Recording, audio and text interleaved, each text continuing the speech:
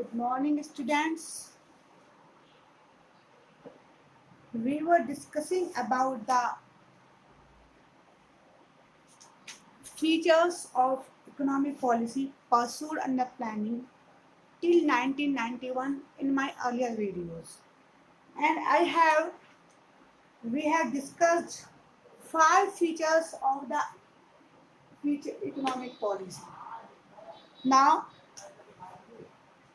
its sixth feature, protection from foreign competition. Foreign competition से domestic products को protection देना, और ऐसा कैसे किया गया बेटा? Through high import duties and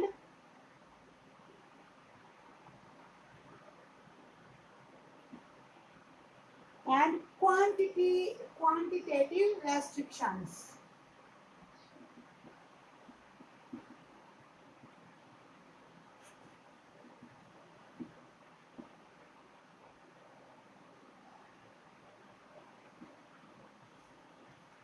जो विदेशों से, जो फॉरेन कंट्रीज से गुड्स इंपोर्ट होती थी, उन पर हैवी इंपोर्ट ड्यूटी लगा दी गई, so that they become costlier than our domestic product. और उसके साथ ही साथ क्वांटिटेटिव रेस्ट्रिक्शन भी, अब क्वांटिटी फिक्स कर दी कि इतना ही अमाउंट हम मंगा सकते हैं. इसके थ्रू जो डोमेस्टिक प्रोडक्ट्स थे, उनको फॉरेन कंपटीशन से प्रोटेक्शन मिला. अब आया next point is import substitution.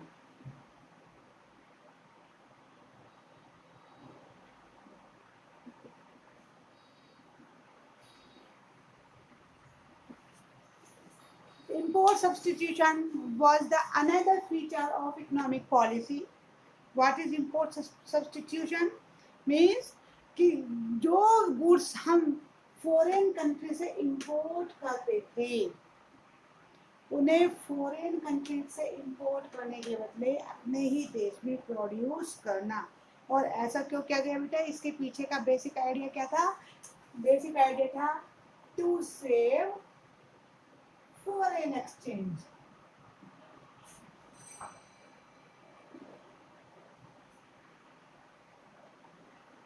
Foreign exchange को सेव करने के लिए ऐसा जरूरी था. And not only to save foreign exchange, become self sufficient also.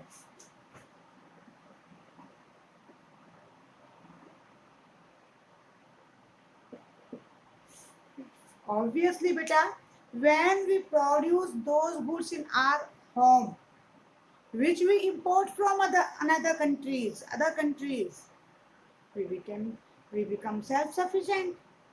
So basic idea of this feature, this motto is to save foreign exchange and become self-sufficient. Next one is restriction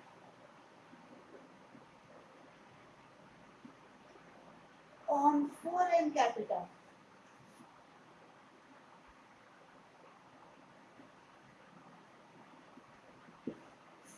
Yes, it was another feature. Foreign direct investment was controlled and regulated through FERA. FERA means Foreign Exchange Regulation Act. Foreign Exchange Regulation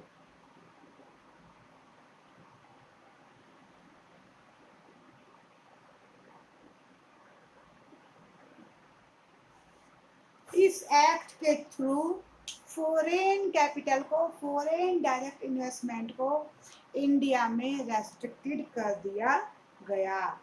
Y? ऐसा क्यों किया गया बेटा? क्योंकि जब foreign direct investment होगा, उस समय की बात है बेटा ये, जब फॉरेन डायरेक्ट इन्वेस्टमेंट होगा तो हमारी इकोनॉमी का कंट्रोल भी उनके हाथों में पहुंच जाएगा, फॉरेनर्स के हाथों में पहुंच जाएगा. Institute of this, foreign direct investment के बदले में क्या पॉलिसी अपनाई गई बेटा? Loans from abroad were accorded higher priority, बजाय इसके कि विद डायरेक्ट फॉरेन इन्वेस्टमेंट हो, फॉर उसके स्थान पर फॉरेन से लोन प्रोवाइड कराया जाना या उसको हायर प्रायोरिटी पर रखा गया कि हम फॉरेन डायरेक्ट इन्वेस्टमेंट नहीं कराएंगे बल्कि उसके बदले हम विदेशों से लोन लेंगे। और ये जैसा कि मैंने आपको बताया कि ये सब क्यों किया गया बेटा? To minimise the economic control of the domestic market by foreign investors. Clear beta? And nine and last is centralized planning.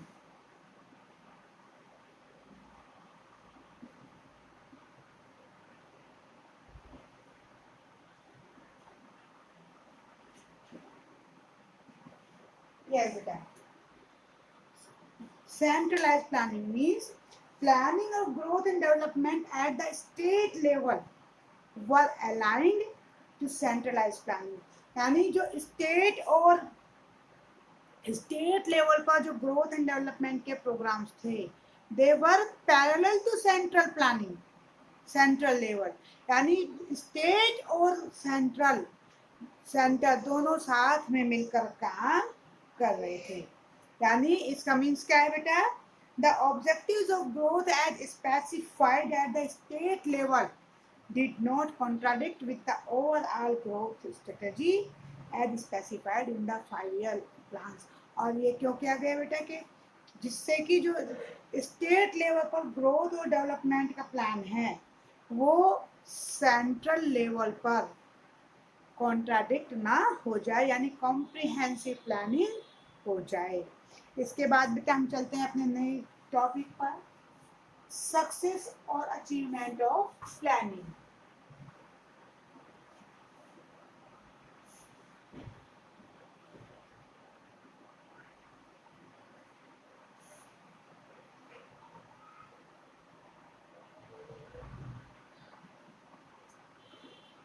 Success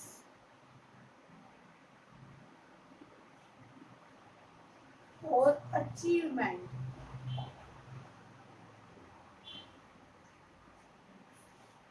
of planning.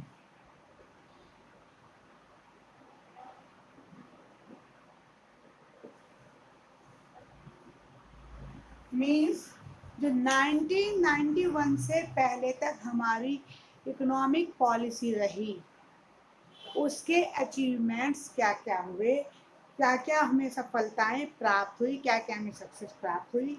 तो पहला पॉइंट है बेटा increase in national income.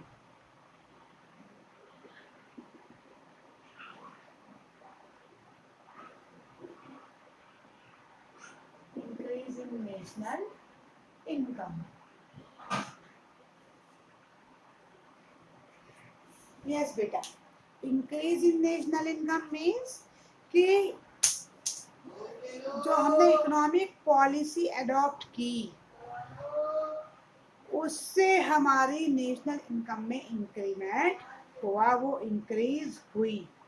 Prior to planning जो हमारी national income increase हो रही थी वो केवल 0.5% पर एनम हो रही थी, लेकिन प्लानिंग के बाद से हमारी नेशनल इनकम में सिग्निफिकेंट इंक्रीजमेंट देखने को मिला। During the first plan this increment was 4.6% per annum, while target was 2.1%. Between second and third plan, target was 5% per annum, but actual achievement was but this achievement was achieved can be achieved between 5th and 10th plan. Clear बेटा? जो 11th plan का target था वो हमारा 9% का था, लेकिन जो एक्चुअल इंक्रीजमेंट हुआ नेशनल इनकम में वो हुआ 7.5% पर एनम की रेट से। 12th प्लान में टारगेट 8% था, जबकि जो एक्चुअल इंक्रीज हुई वो हुई 6.7%. So we can say कि we fail to achieve the targeted rate.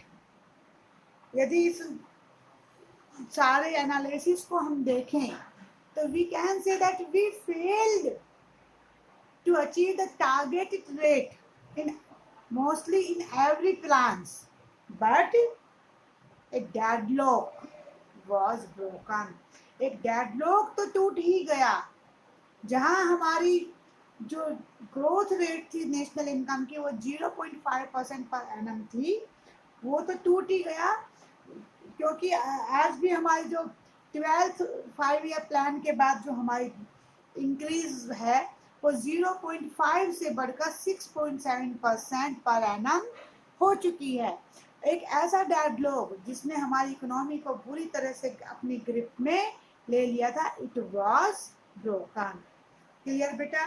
Now come to the second point, increase in per capita income.